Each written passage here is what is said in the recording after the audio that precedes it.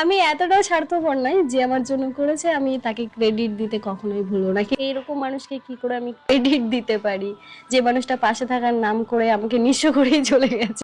গিয়ে প্রেমের মাসুল মান কোনো মান রইল না, সখী তোরা প্রেম করিও।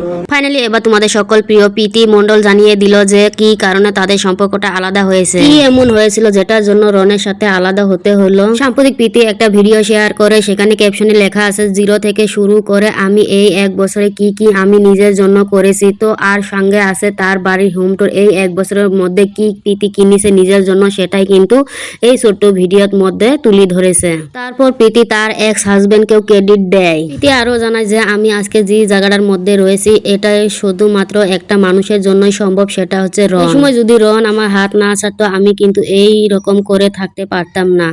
প্রীতি আরো এটাও জানায় যে যে মানুষটা আমার সঙ্গে থাকার জন্য এক সময় ওয়াদা করেছিল আর সেই মানুষটা এইভাবে আমাকে হাত ছেড়ে একা ফেলে চলে যাবে আমি জীবনেও ভাবতে পারতাম না। যাই হোক, যা হয় ভালোর জন্যই কিন্তু হয়। এরপর আমরা প্রীতিকে দেখতে পাই আজ থেকে 2 বছর আগের লুক আর এখনের লুক কিন্তু একেবারে আলাদা। আর দেখো প্রীতি কিন্তু এই 1 বছরের মধ্যে অনেকটাই পেয়েছে। আর তোমরা এইসব ভালোবাসা না দিলে কিন্তু হয়তো প্রীতি এই জায়গায় আসা কোনোদিনও সম্ভব হতো না। শেষে আমি একটা কথাই বলবো, তোমরা প্রীতিকে এইভাবে সাপোর্ট করে যাও। আর প্রীতিকে একটা ভিডিওতে দেখা যাচ্ছে যে দুজনে এই ছেলেটার সাথে অনেক সোশ্যাল মিডিয়ায় বর্তমান ভাইরাল চলছে। করে জানিয়েছে যে তোমার বরকে তোমার পাশে কোনোদিনও মানাতো না, কিন্তু এই ছেলেটাকে তোমার পাশে একদম পারফেক্ট মানাচ্ছে, সেরা জুটি। এই ছেলেটা হচ্ছে তাতানের কাকা।